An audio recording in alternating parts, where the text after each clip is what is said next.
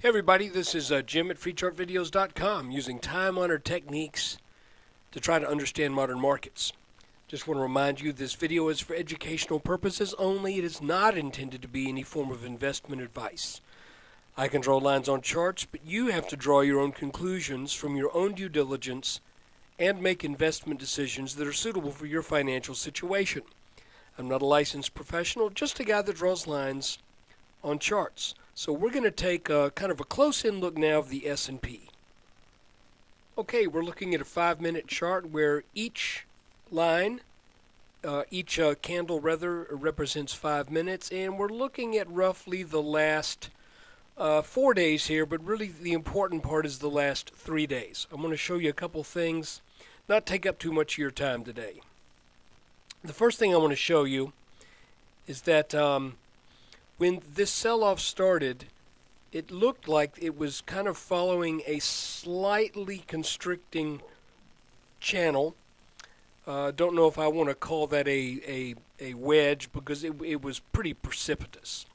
But it did have a constricting pattern to it, which basically means that everyone was totally freaking out up here, but as it came down a little lower, the moves weren't quite as strong, either up or down. Yesterday, a little past the middle part of the day, that broke up, and I thought, oh, good, this is a pretty good sign. And but then today, the markets started out, pretty okay. Futures were terrible in the middle of the night, and we turned positive briefly. Then it started to sell back down, actually lower than the low of yesterday. But it did that in another little descending sort of wedge-shaped pattern. And the deal is this. Usually, when you see descending wedge shapes, that's usually kind of indicative of an eventual bullish outcome. Where this formed, I don't like it, and because it just kind of dropped off a cliff with the Libyan news. So anyway, what happened? Well, we had these two descending wedge, sort of wedge, not real obvious wedges, but slightly wedge-shaped forms. And I found 1, 2, 3, 4 peaks that I drew this line over today. And the idea was, and I drew this line before any of this happened. And the idea was, if we can get over this line, then I'm thinking this is looking more and more like some kind of a bottom. I don't know how far things may go if when it goes up. If it goes up, are we going to set a new high? Or are we just going to kind of maybe come up here and back test what broke? I don't know yet. But I can tell you that breaking this line was a good sign, and pulling back to it was a normal thing. That held at the end of the day was a good thing. And again, some stocks are looking like they're right down at support, and others are looking like, if that support breaks, it could get ugly. So we're really kind of, as we tend to get in the markets from time to time, really kind of at a crossroads. But this is looking better today than it did yesterday. And this rally off of roughly 1294 was very important. And I've drawn this black line here because I want to show you that this line has had technical significance before. It was resistance back here, and it was support a number of times right here. It was support here. The only time that this line broke, once it got over it right here, was on those 2 days of Egypt weirdness. And you'll remember that it looked like we could have drawn a line from this point up to here that would have held. That line would have worked all the way up except for those 2 days. So it's almost like those 2 days were an anomaly, maybe not. Additionally, if we start about here, right where this big breakout was in the mid 1200s, and we draw this line, it looks like there is 1, 2, almost 3, 4 touches. Then the market's really accelerated up and now have come back down.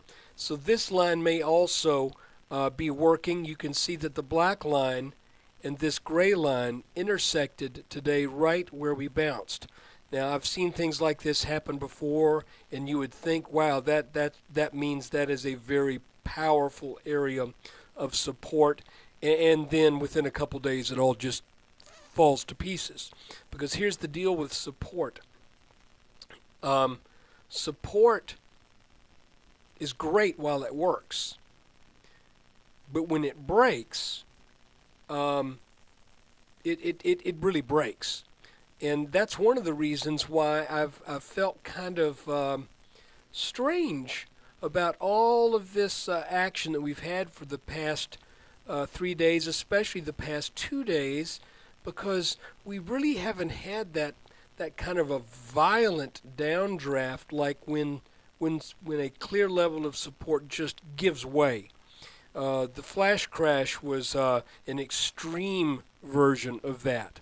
But instead, we've just kind of been selling down, rallying back, selling down, rallying back, and then this final rally appears, at least at the end of the day, to have gotten over a line of resistance. So let's see what tomorrow holds. Today I was down a little bit overall, and yesterday I was up a good bit overall. So I'm hanging with most of my stuff. I got stopped out on my double gold ETF, but that's okay. I got it just a little over 36, and stopped out in the mid 41s. So ended up with a little bit more than about a 12 or 13% gain on that. So I'm happy with that. That trade got closed out. And today, the only other move I made was I got tired of holding Citibank. I sold it for a small loss, and I took the proceeds and I bought Vonage.